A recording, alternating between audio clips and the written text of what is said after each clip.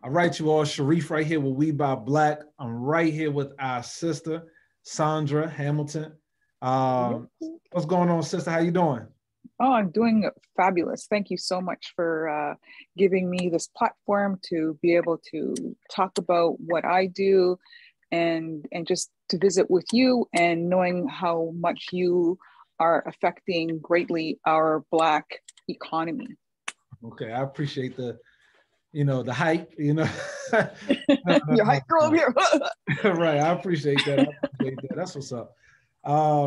We've been seeing these shirts that you're wearing, right? We've been seeing this, go around, circulate all on the internet, viral shirts. I remember a young man singing. It might have been at the height of the summer protests, Yeah. and his video went viral for that. We may even show a clip of that. But anyway, he was wearing this shirt right here. Is this where he got the shirt from? Did he get the shirt from you?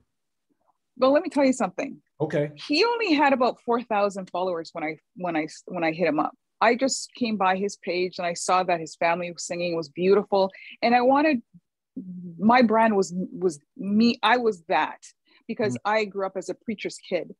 And they sang gospel, and how they sang just touched my soul. And I thought, you know what, this would be a really good platform for me to give to him, and I think it would be symbiotic. So he said, okay, let me just ask my mom, Janetta, and to see it. As long as it's positive, the t-shirt's positive, then we'll go for it. And then he DM'd me back, and he said, yeah, my mom loves it. I love it. Please send the shirts. I sent the shirts, and it might have been a month later.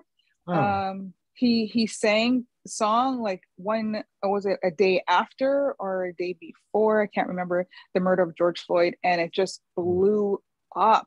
Yeah. And no doubt he's got a heck of a lot more than 4,000 followers now. He probably has like 400,000 followers now. Oh, wow. But yeah, it was I am very touched, and my kids are very touched that we're a very strong part of that movement that happened. Let me ask you, so when you asked him to send this video, did you ask him to do a video, or you just sent him the shirt? Like what was that arrangement? Like, was he supposed to be like a brand ambassador? Like, what was that?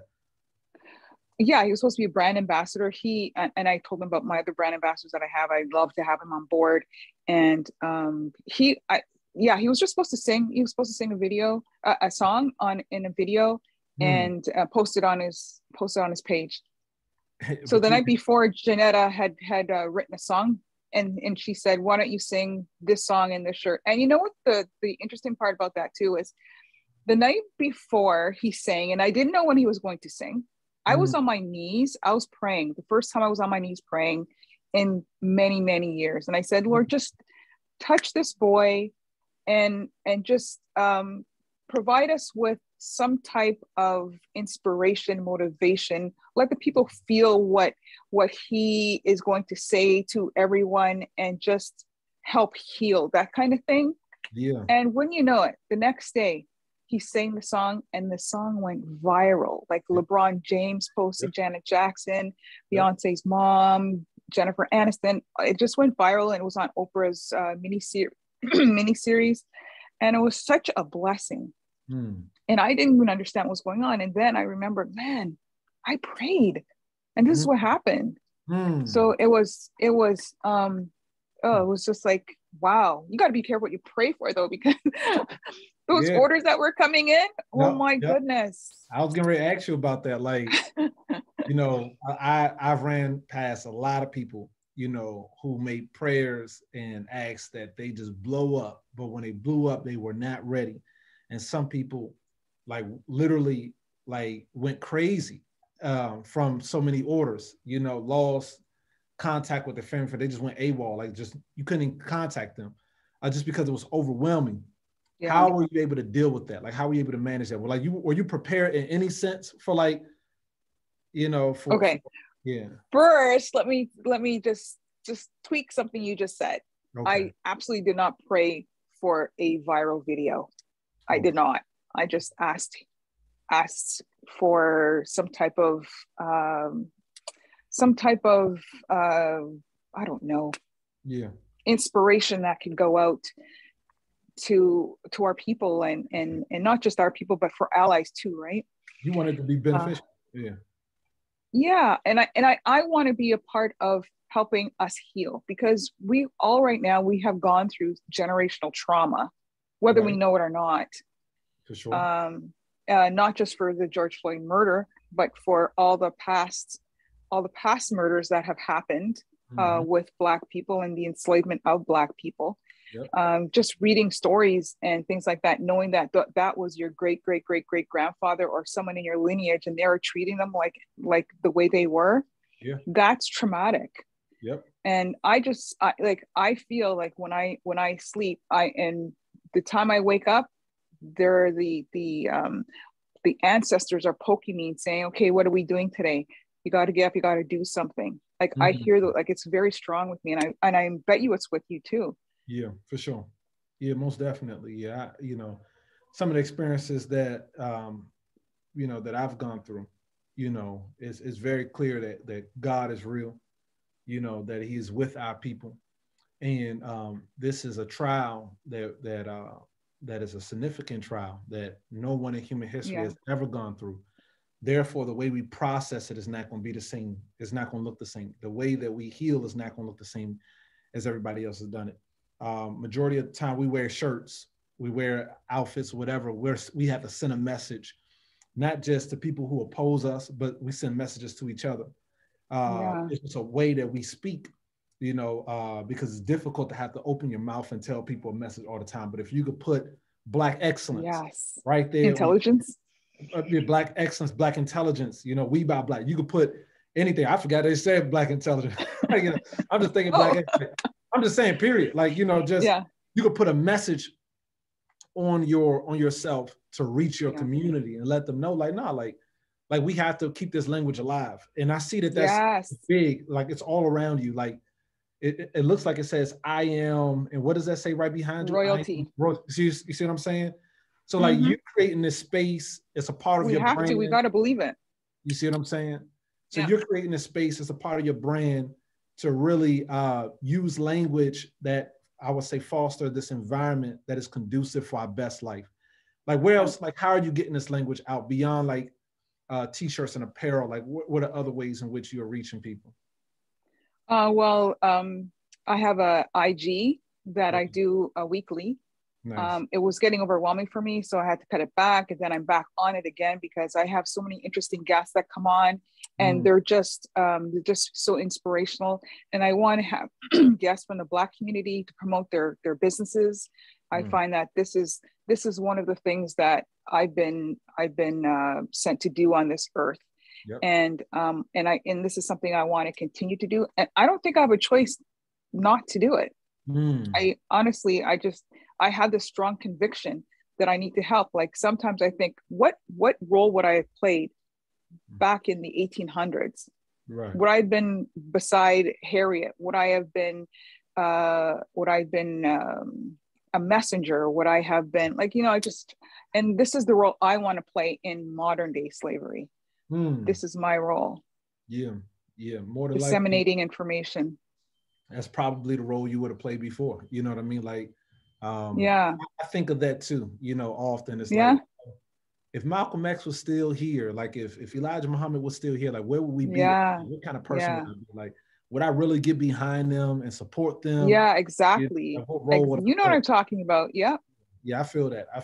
But at the same time, so it's I see it in the apparel that you promote. We see the Black intelligence apparel. Like I said, it went viral with the young man. You had a boost and a spike in sales.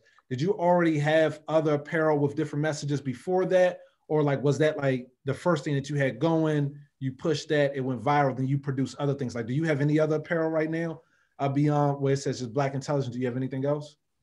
Yes, we have this one. Okay, cool. I like that. Now, this one was created by my son because if you could believe it, I had call and emails from white people. They were angry. Can you imagine why they were angry? I'm like, what are you mad at? Right. And and one of them, she said to me, well, we want to be able to show that we represent Black Lives Matter as well, or that we are supporting the Black community. Yeah, for sure. Where's our t-shirt? Mm-hmm. So we got to making this one. That's what this one was about. So now I guess they feel a little bit better about wearing that. But I've had the white guys wearing this, white girls wearing this. Like it doesn't matter. Like it's whatever you want to wear. Yeah. You're not obligated to that. Not also, this is Black intelligence. Yep. Like that. But we just did it in a different way, and we're trying to reach the HBCU schools. We have this in the HBCU school format, but we have this in a different color. What is that? Sorry, I don't have it. It's an Indinkra design, and it means strength and humility. Yeah. And that's us. And our tagline for Black intelligence is "It's who we are." So the HSB schools can get one of these on our website, and and it has the HBCU in the middle in their school color, and these are school colors, and the Indinkra design is in school color as well. Nice. We also have this one. Oh, I've seen that a lot actually. Pink? Oh yeah. Yeah, I've seen that one. Hopefully, it's from us. I'm hoping that because we got a lot of copycatters out on there that we had to squash really fast. Hey, that tell me happens. Tell me if you like this one, or how you feel about it. Where I am from. Where am I from? I should have been from it. That's interesting. Yeah, that's interesting. I guess it depends. Them spiking words. Yeah, I guess it depends on how you look at it. But yeah, I see where you're going with that. You know, this is where I should have been from, but I'm not from there because I was taken and displaced and put in other places. I understand. I think there's another side to it too. It's What's like that? You are where you're meant to be.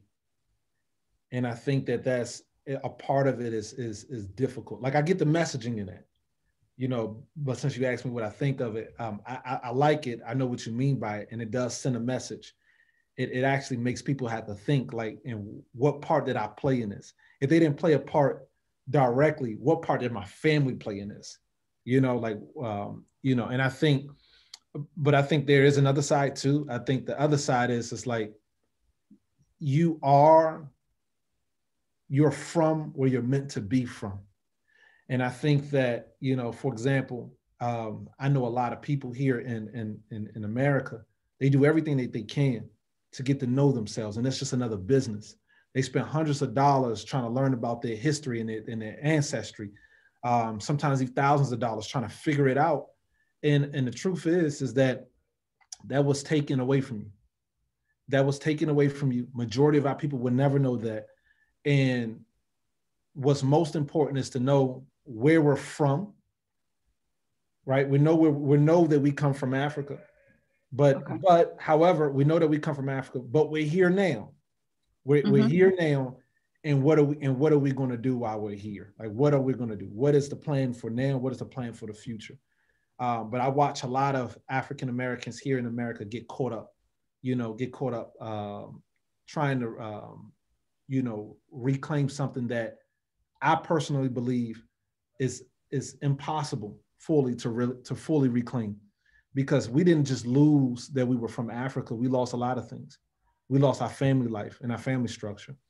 And right now, the family, even our mentality. We lost our mentality. We lost our sensibility, our cohesion. Yeah. We lost that. We lost it all. We lost it all essentially.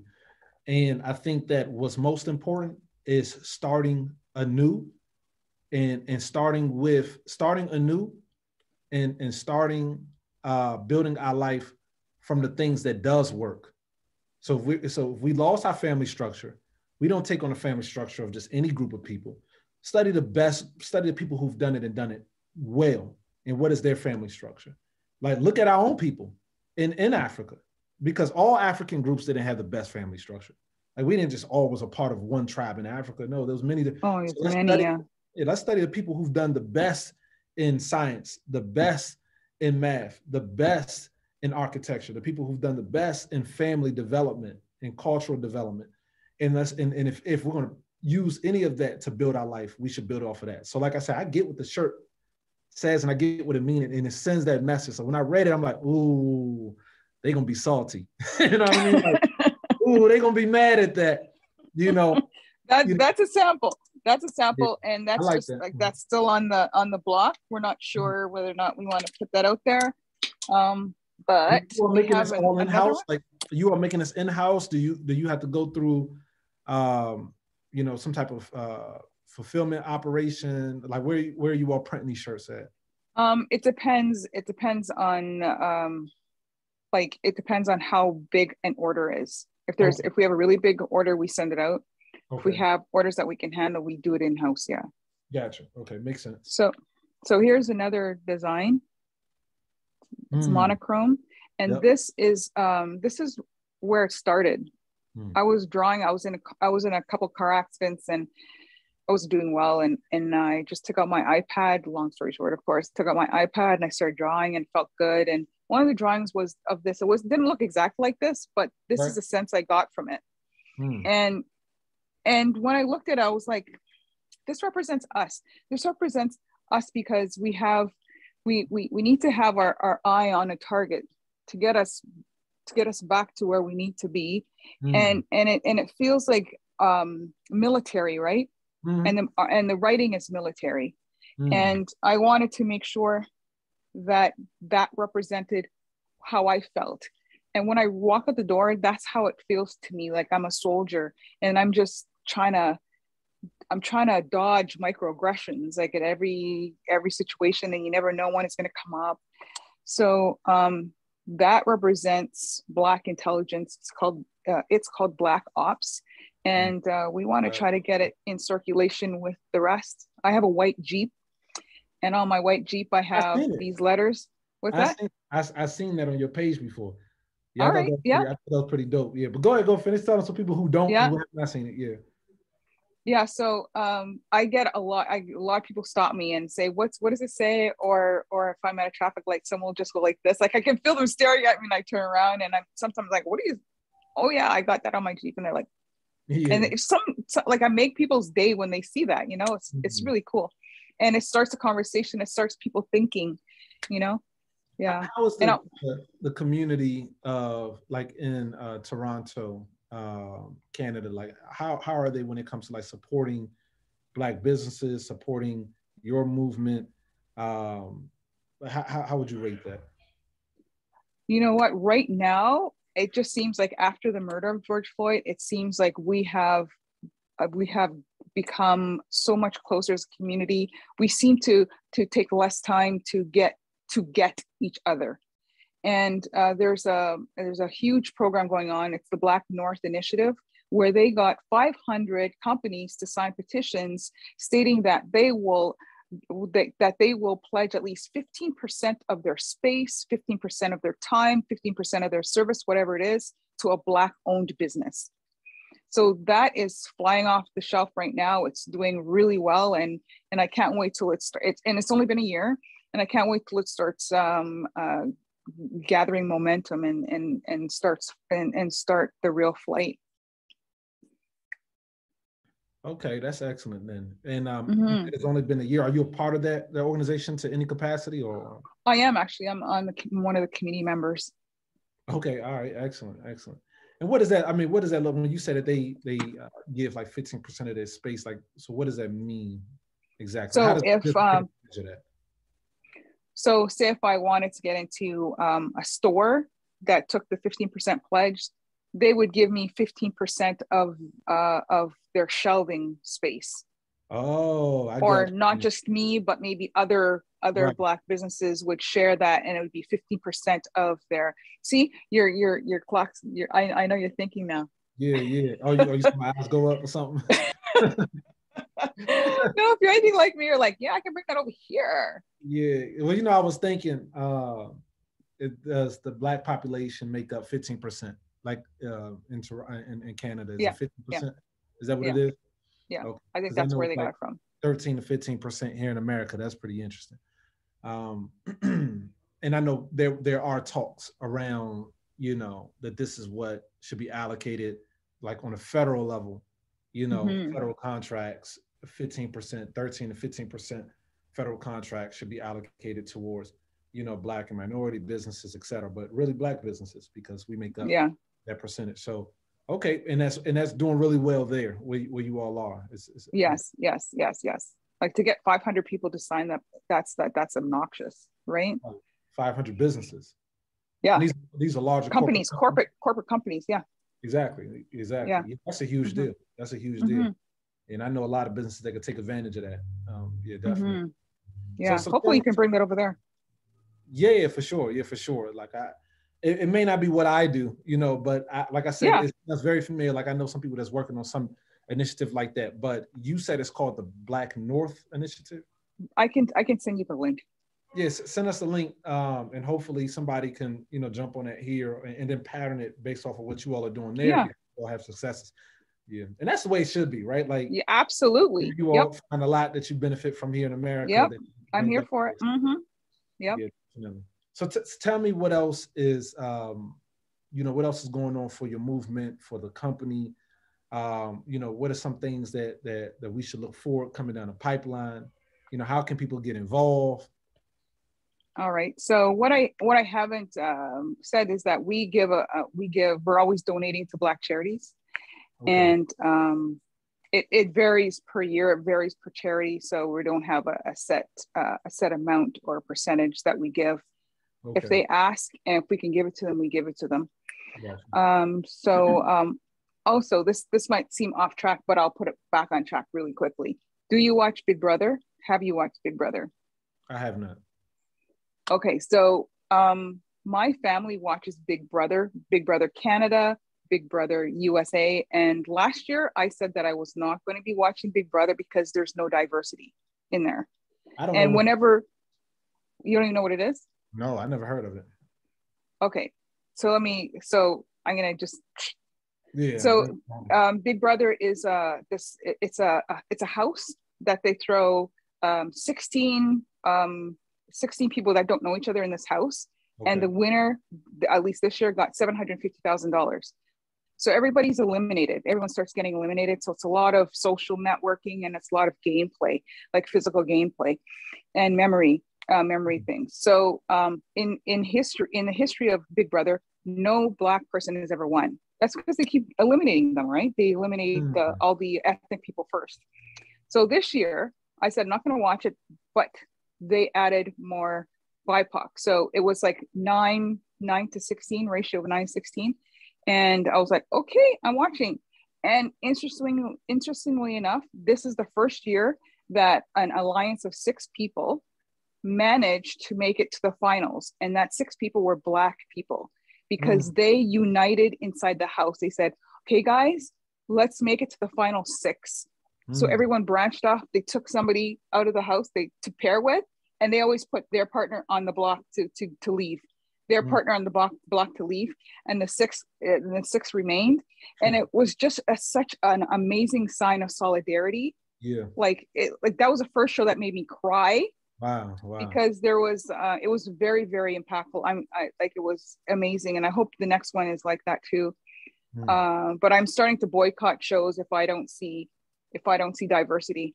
I Yeah. just like I've had it. I've had enough. So Wow. I say this to say that I got in contact with a woman named Tiffany, and she was a mastermind behind the 6.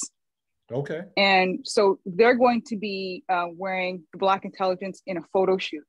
Nice. So, and that's going to happen mid-January. So I cannot wait for that. I'm very excited about it. And Yeah. hopefully we can start getting momentum with that and start spreading the word about Black intelligence. Because ultimately, I want people, when they wear this, to feel empowered. I Mm. want them to feel like, even if they have to wear this under their dress shirt to go into a power meeting or to get a job, to apply for a job, I want them to feel empowered when they have this on. And then when people see them And when we keep wearing this often enough, when people see us, they'll automatically see Black intelligence, even when we're not wearing it.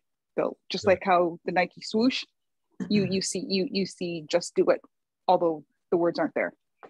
Nice. I love it. Yeah, I love it. So it sounds like y'all got a lot going on, a lot on your hands. How long have you all been in existence, the company? I think it's been 3 years now. Okay. And is this something, are you at a point right now where you're doing it full time, or are you still? No, I'm almost at full time. I wish. But we'll see, because this is definitely my calling. And I really want to help the Black community. That's my number one goal. And I want to create generational wealth for other people as well. Yes. I want to give them as much information they can to get that. So we have very important jobs, and I take it very seriously. And I guess that's it. Well, what's up? Can't think of anything else. No, so that's fine.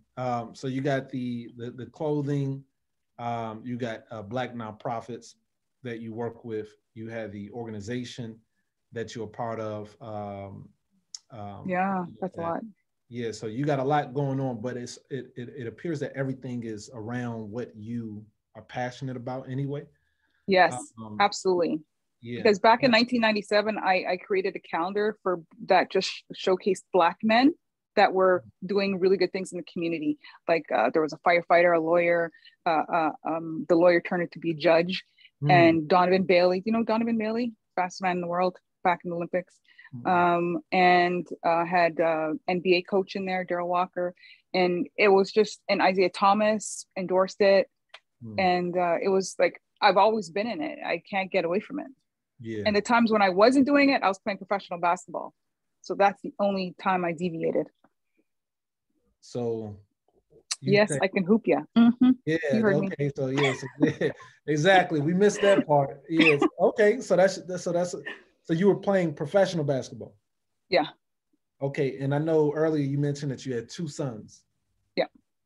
Are either of them playing basketball? Did they pick that up, or that's not really a thing it is? You know what? My eldest son, he played basketball in high school, but didn't keep going. Okay. My second son, chef. Well, he was into cooking, and he actually went on the Rachel versus Guy Kids Cook-Off on their first pilot. They came all the way to Canada, Toronto, Canada, and scooped them up for the show in Los Angeles. And he stayed there under the tutelage of Guy Fieri for 2 weeks. So he wanted to do that. So no, he didn't get into sports, but they're both very tall. You said they're both very tall? Yeah. Are you pretty tall? Like, how tall are you? I'm 5'9". Okay, all right. That's taller than average for a woman. I think average. Yeah, it is. 5'5". But I was a shrimp when I played basketball. Yeah, you probably got a lot of people a lot taller than you. That's what's up. So what was your position? You was point? Shooting guard. You shooting guard? Okay, that's what's up then. That's what's up. So, but I interchanged of shooting guard. I was also rebounder. I was leading rebounder on my team. It was crazy. You find any connection with your sport and your line of work? Yes. What do you find there? What is the connection? Determination, perseverance, and the feeling of losing, but being able to come back. And that's something that you cannot give somebody who's never been there. You know, like when the coach says, okay, we're down by 10 points. There's only 3 minutes left in the game. We got to win this game. And the coach is saying, we can win this game. We can, you're going to steal. You're going to hit the 3. You're going to get on the foul line, and you're going to steal again. We're going to do a full court press, all that. And then you win the game by 1. You see faith there. You see, and that gumption that you took to win that game gives you that power, that empowerment. And you know, a lot of people are saying, yeah, we're never going to see equality in our lifetime. But you know what? I want to see it. I want to see it at its maximum level. Yeah. Before I die. That's right. That's right. Yeah. Do you have any siblings? I do. Any of them kind of like a part of the Black Power movement? Like, are any of them a part of that? Or is that my sister? My sister Connie, yeah, she is. She's starting a 360 type of thing here, whereby she wants to match people up with somebody else that could use this, that has the same skill that can empower them. And it's called Lead Her. And she's always doing a few other things as well. Nice. I'm pretty sure they all are proud of you. Are you the oldest, in the middle? I was middle, youngest, and eldest. Long story. Okay, all right. We'll leave that alone. Okay, but that's what's up then. That's what's up. Okay, well, excellent. Like, so tell our viewers who do everything that they can to support Black businesses, right? Let us know how we can support you, your organization, your work. Let us know how to get involved. Well, my website is SDHtoronto. It's right here, right? And if you, when you hop, is that my your name? That's what I thought. So I knew the S and the H, Sandra Hamilton, but what is a D? D is Don. Okay, Don. Okay. But it also happens to be my son's names, Shannon Daniel Hamilton. Oh, nice. That's nice. kind of cool. Yeah. That's cool. Yeah. So if people can hop on my site and purchase, make some purchases, and even like corporate companies can purchase for their maybe a manager, surprising a manager, someone who's just one, maybe some parties, a workshop. We had hats at one point. We had winter hats, and a big company bought like almost 1,000 hats to bring to a Black tech convention. So that really worked out well for us as well. So if we can do business to business, we can do companies, really looking for HBC schools to reach out to us so that we can get this gear to them, because where else do you find so much Black intelligence in one place but the HBCU school? Right. Come on. So we need them to hop on board, buy our gear. I can design stuff for the schools too. And I know Morris Brown is looking for donations, and they need to get a hold of me so I can help them out. Right now we have samples on our website, and if you need one in your colors for your school, I can hook that up. But we really need to get everyone wearing this so that people can understand that we're together as a team. And that too, you better respect us when you see us. This is Black intelligence. So don't start playing with me when you start giving me some microaggressions. You know, like I'm not quiet anymore. I am unmuted. I will not be uncomfortable for their comfort anymore. I'm not doing it. Is that a big thing there? Microaggressions. Nope. That is racial period. That's really what it is. Is that big in Toronto and Canada? Yeah. Okay. Yeah. But I guess you wouldn't really see a lot in Atlanta, right? Because there's it's very concentrated of Black community there. I lived in other places too, but and I know what it's like, you know, for those, you know, it's almost like they have them prepared for you, you know. And I don't know, you know, sometimes, you know, just, you know, considering our experience, you know, you start to question yourself, like, am I being paranoid? Like, or is this the real thing? Like, you know, like, I remember when I was in New York one time and I walked into like a gas station. It's upstate New York, so it was majority white people in this particular neighborhood. And the guy, you know, as soon as I came in, he was like, "Hey, how you doing?" I said, "I'm doing good." He seemed real jolly, you know. He's like, "Hey, how you doing?" I'm doing good. He said, "You hanging?" And I said, "Whoa." So I was taken aback a bit. I said, "Ain't nobody hanging anymore, not these days." And he was like, "Oh no, I didn't mean it like that." Then he walked off. And then I asked the young, it was a young white girl behind the counter. I said, like, "Am I tripping?" Or like, she said, "No, he was really being racist. Like, he was being racist. Like, he's known for that." And there's your ally. And I'm like, damn, like, that's crazy. So I know what it's like to experience that. And that's a small case. Like, I had many other cases, especially considering my former profession. I used to be a painter. So I used to paint in people's homes and stuff like that. So when I kind of come in homes and you servicing people, you kind of get to see how they treat people, you know. But no, I feel you. I know what you mean. You know what I mean? That's why I say I respect the brand. I respect all of what you're about. You're about what we're about. Yeah. You know, we're definitely unified on that front. You know, I appreciate you, you know, sharing and letting everybody know what you got going on, how they could support. I will always ask questions about, you know, family and, you know, what is it that you're really into? You know, if you're volunteering somewhere, what are you volunteering? You know, people get to know you know, the person Yeah. behind the brand. Mm-hmm. You know, Mm-hmm. and you definitely showed up for that. So thank you. Thank you. We I appreciate it. appreciate that. Okay. And people who are watching today, you get an extra coupon. Uh-oh. Is WBB, We Buy Black 20. You get 20% off. Hey, hey, that's what I'm talking about. Well, let me hop on there real quick and claim my 20%. Nah, that's what's up, though. That's what's up. Okay, then let's get the message out there. We appreciate it. Is it other than that? Is there anything final that you want to say to the community? Black Friday sale. Hit up the website. Okay. And what I'd like to say to the community, we got to stick together. Yep. I know you're tired. I'm tired. We're all tired, but we have to continue to persevere. We have to make sure that we stay dedicated to the movement, because the movement is never over until we get equal rights. It's never over. So we have to go out there, support Black businesses, support your fellow Black friend, family member who's trying to gain some wealth in the family. We have to focus on generational wealth. We have to be owners. We got to go buy. We have to go buy houses, and because real estate is the biggest form of wealth that we can pass down to our children. So we got to be wise. We got to stick together and grow. Yeah, grow as a community. I love it. I love it. Thank you so much, Sister Thank you, Sandra Sharif. Hamilton, Sandra Dawn Hamilton. You know, your sons have an excellent mother. Thank you. Continue to work. We appreciate you, and we'll be shopping with you and getting this message out. Thank you so much, and I appreciate you so much. Most definitely. You take care. You too. All right. Bye-bye. See you.